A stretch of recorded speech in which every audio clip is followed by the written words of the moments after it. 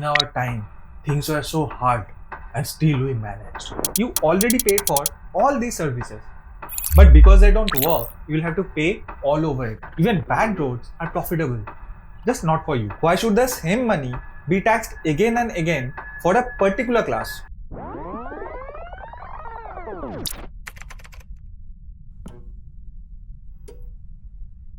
What is the point of working hard if your money disappears before you even touch it? If you are an educated middle class in India, you know what I'm talking about. There's a lot of noise about skilled youths leaving the country, but nobody cares about those who actually stay. It's almost like unless you are leaving, your skills are worth less. That too, when you have done everything that they told you to do. And why is that? It's because your entire life has been built around a broken promise. The race starts pretty early. You study hard, you chase marks, you spend your teenage years in coaching centers instead of living like a teenager. And at home, your parents keep reminding you, just get a degree and your life will be set. Because in India, middle class life is not just about money, it's also about reputation. So you graduate with degree in hand and then the reality slaps you. There's no seat at the table you are promised. In fact, the very existence of the table is pretty questionable. Every year, India produces 1.5 million engineers, but only a tiny fraction get to work as actual engineers. The rest, they are dumped into IT support, sales job, or delivery apps. It's like training for 10 years to be a surgeon, only to be told that the real job is to sell health policies. And even if you are one of the lucky ones who lands a job in a tier 1 city, your salary feels like it's stuck in the past. Rent climbs faster than the promotion. Groceries eat more of your hike. And bills, they don't knock, they just kick the door open. By the 20th of the month, your paycheck is gone. And you are already on credit card life support. And then come the taxes. Here's the thing. It's true that indirect taxes hit everyone. But what about direct income tax? It mostly falls on the educated salaried class. So, when you're watching TDS being deducted from your payslip, the Pani Puri wala outside your office earns tax free. It makes you wonder, is the system punishing you for your compliance and rewarding those who fly under the radar? So yes, you're educated. Yes, you're employed. But those words don't mean stability anymore. It means survival on repeat. And speaking of taxes, the same money gets taxed again and again, before, during, and after you have spent them. And that is both legally and illegally. GST on food, GST on clothes, GST on the phone you use to check your sinking balance. Buy a car, almost 50% tax. Register it, bribery on top. Go to fill the tank. Fuel taxes here are among the highest in the world. And even after road tax, you will still pay tolls every 20 kilometers or so. Also, does it not feel like that you are managing your 2020s living expenses with 80s wages? The landlord names a number. You try to argue, but sooner or later, you know you have to agree. Because rent only goes one way, up. And what if you try to escape the rent by owning the property itself? Well, good luck with that. Because you have just signed away decades worth of your salary to EMI. And don't forget the bonus charges like property taxes, maintenance, parking fees. Now, add the daily squeeze. Food, utilities, medicines, all eat away your disposable income before you even know it. And that's because you're paying taxes on them again, even though you have already paid the TDS. But at least your tax money is being spent well by the government, right? Let's not take this joke any further. Instead, let's talk about the system that you fund but can't use. Let's start with the roads. As I mentioned earlier, if you own a car, you are paying as much as the same amount of the price of the car in taxes. So you are guaranteed to get smooth rides, right? Well, we all know the reality. In reality, you get potholes that eat your tires, your suspensions, and your patience. So your car depreciates faster, causing you even more money. And that's not the end. When your car finally limps forward, a traffic police will wave you over. Another fine, another chaibani. So what's the moral of the story? Even bad roads are profitable. Just not for you. The same cycle repeats everywhere. You already pay the education tax. But government schools are so broken, no middle class parent dares to send their child there. So you pay again to private schools. with fees that rise every year. No rules, no caps, no choice. Healthcare, the same cycle. Government hospitals are overcrowded.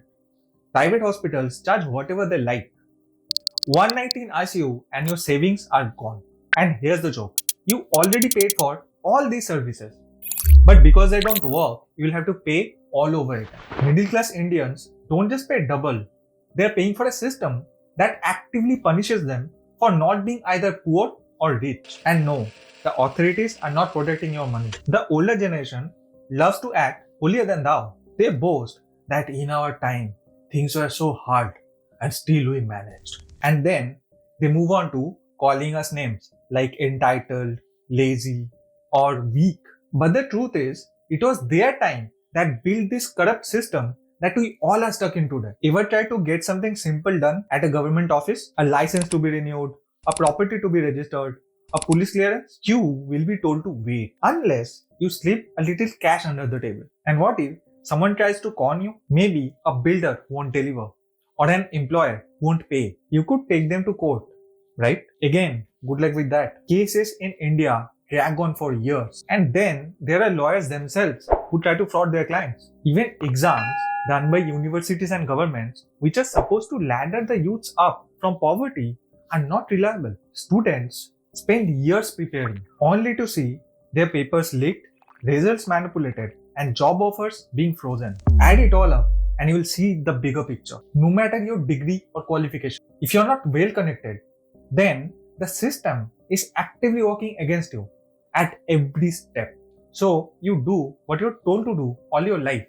You save money. But in India, even savings feel like a trap. What about FDs? Yes, they are free from risk, but not from inflation. The stock market? For most Indians, it's more like gambling. No real financial education, no safety nets, and blatant market manipulation. One wrong move and your savings are gone. Even foreign investors, so-called smart money, are packing their bags. Why? Because the system itself scares them off. Regulatory flip-flops, sudden SEBI crackdowns, and weak protection against fraud. Policies that makes rupee unstable. Populist politics that chases votes instead of long-term reforms. The message to investors, big or small, is quite clear. Your money is never fully safe here. That's why Indians keep clinging to gold and real estate. But these are not liquid assets. As a result, in the hour of need, when you try to sell, you are stuck in a frozen and speculative market. So you are blocked at every door. And that is when you are the only class that pays the bill. When elections come, politicians make promises. Free electricity, free gas, loan waivers, subsidies on food and fuel. But here's the catch. It's never really free. Someone has to pay for it. And that someone is you, the salaried middle class. Again, indirect tax is for everyone. But the direct taxes are only for you. The poor get subsidies because they are a massive vote bank. The rich are offered loopholes out of the system because they donate to the party fund. So, who's left holding the bill? The educated tax-paying middle class. And what does it mean? It means you are made to support a system that has given up supporting you a long time back. So, what's the solution? I'll be honest with you. So far, I have only talked about the problems. And usually in this channel, I try to keep things solution oriented. But this time, I don't have anything new or shiny to offer. Yes, the solutions do exist, but they're nothing new. They have always existed. They're just not the kind that we can fix by downloading an app or working on ourselves. They need policy, governance, and collective action. That's exactly why they feel impossible. And what are those changes? Better job creation. We don't need more back-end data entry gigs or delivery apps. We need real job creation. Factories, manufacturing, industries that can absorb millions of educated youth. And we also need education that matches the market demand. Instead of producing engineers who end up in sales calls. Rationalized taxation. Why should the same money be taxed again and again for a particular class? Broaden the tax net. Because right now, only around 6% of Indians pay income tax. No wonder why middle class feels strangled. Public service investment. If we fund schools and hospitals properly and not use it to buy personal properties, middle class families won't need to bankrupt themselves on private alternatives. Also, regulating private schools and hospitals will help too. The same goes for other infrastructure like roads. If we are paying such heavy taxes, shouldn't there be accountability for where the money goes? These policy choices are not impossible. They are practical reforms. The bare minimum any civilized country should provide, let alone the fifth largest economy. Yet, we all know the ground reality. In a country with weak governance and no civic sense, these solutions live on paper, not in practice. So, no, the system doesn't lack solutions. It simply lacks the will to implement them. And how did we end up here? Here's the uncomfortable truth. The Indian middle class have absolutely no leverage. As I said earlier, the poor bring numbers to the polls and the rich have influence. You and I, on the other hand, are too small to swing elections, too honest to dodge taxes, and too trapped in our daily struggles. We are the easiest target. You are paying 55% taxes in petrol and being sold E20 blend instead. That too without your knowledge or any discount. And you can't even withdraw your PFF when you need the most in the name of financial discipline. How do you deal with this kind of madness? The real way out is not saving harder, it's building leverage. And it can come in many forms: economic, political, or even social. For economic leverage, you can invest in skills that let you earn outside the Indian wage trap. As a result, you can enjoy global income, you can even freelance or sell intellectual property. And what about political leverage? A middle class that can speak with one voice and demand accountability is harder to exploit. Through social leverage, you can build networks like cooperatives, collective healthcare, shared education to reduce dependency on broken systems. Long story short, until and unless we unite, our problems will never be their priority. Will this fix everything overnight? No, it might not even happen in our lifetime. But what's the alternative? Keep grinding in a system that takes maximum and gives minimum? I'll just leave you with that. Thanks for watching.